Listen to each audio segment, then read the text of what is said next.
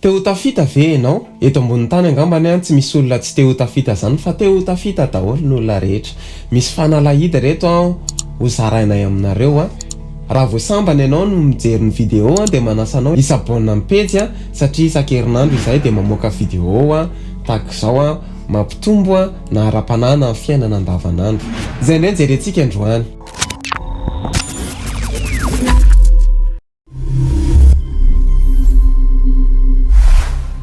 Faly miarabantsika rehetra tompoko, ho tahin'Andriamanitra manokana ianao. Misaotra anao izahay manaraka hatrany ny pejy mitsanganaka miazava. Raha te ho tafita ianao dia mandini tena, jereo tsara ny tenanao. Aiza tia mifaninana amin'olona fa ny tenanao aloha hifaninanana. Mila tia miasa ianao fa tsy miantehatra amin'ny hafa. Alaviry ny akamoana.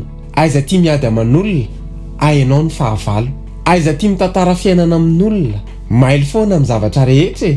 Aiza mora matoky olona fa matoky an'Andriamanitra. Tandremo ny teny aloky ny vava, mianara mandefitra ary mianara mangina. Ho tahina manokana ne ianao ary ho tafita ne ianao. Misaotra anao nanaraka ny vidéo hatramin'ny farany manome fotoana antsika amin'ny herin'ny androany dia manasa anao hatrany anao partage maximum any amin'izay groupe misy anao raha sitraka ao veloma tompoko.